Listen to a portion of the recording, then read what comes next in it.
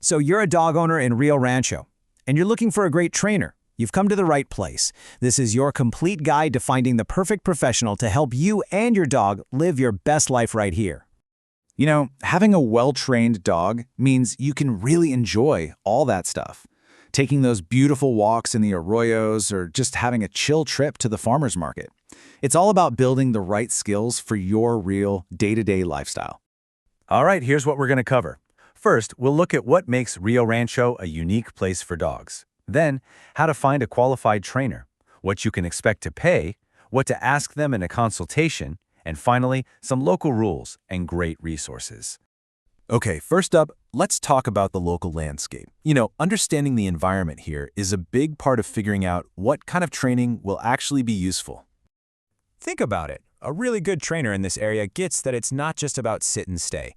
They're preparing you for real life, like teaching your dog to greet people politely in your neighborhood or to stay calm and focused when you're walking past all the activity on Southern Boulevard. All right, let's get into what really matters when you're picking a professional. This is all about finding someone who uses the right approach and has the credentials to back it up. The foundation for pretty much all modern, effective dog training is positive reinforcement. Basically, it's about teaching your dog what you want them to do and then rewarding them for it. It makes learning fun for them, and honestly, it builds a way better relationship between you two. So, how do you know if a trainer really knows their stuff? Well, look for these letters after their name. For general good manners and obedience, you're looking for certifications like CPDTKA or KPA-CTP. Now, if you're dealing with bigger issues like serious fear or reactivity, you'll want a behavior specialist. For them, you'd look for credentials like CBCCKA or IABC-CDBC. And this is just so important. You want to avoid any trainer whose methods are based on fear, pain, or intimidation. The goal is to build your dog's confidence and teach them what to do, not just scare them out of doing the wrong thing. Humane methods are kinder, for sure, but they also get you much more reliable, long-lasting results. Okay, let's get practical and talk money and logistics. We'll look at what to budget for training and which type of program is going to be the best fit for you and your dog. This chart gives you a pretty good ballpark for the area. You can see private lessons are priced by the hour and give you that dedicated one-on-one attention. Group classes are usually sold in a package for several weeks and are a more budget-friendly option. Then you have board and trains. They are the most intensive, and the cost reflects that, but they can be amazing for setting a strong foundation. So, which one's for you? Well, group classes are awesome for socialization and general manners. Plus, they're cost-effective.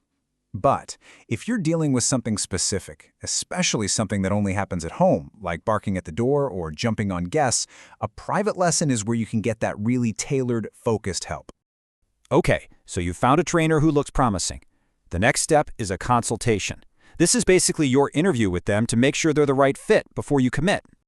Here are 4 key things you've got to cover. First, double-check their philosophy and qualifications. Second, be super clear about your goals. What do you want to achieve? Third, ask them how you'll track progress. And fourth, get all the details on fees and policies right up front so there are no surprises later.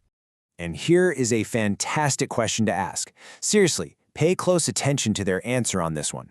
It will tell you everything you need to know about whether they've actually listened to you and if they can connect their training plan to your real, everyday life here. All right, for our last section, let's connect all this training back to your actual community, because knowing the rules and the best places to practice is how you make sure all that hard work actually sticks. So why this number, 10 feet?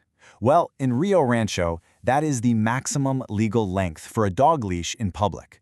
That means teaching your dog to walk nicely on a leash that's 10 feet or shorter isn't just polite, it's the law. And here are a few other key rules to know. That leash law is a big one. Also, your dog needs to be under your control at all times. State law requires that current rabies tag, and good training can really help with excessive barking before it ever becomes a problem with your neighbors. So where can you put all this training to good use? Well, the dog park over at Cabezon Park is the perfect safe spot to work on off-leash recall.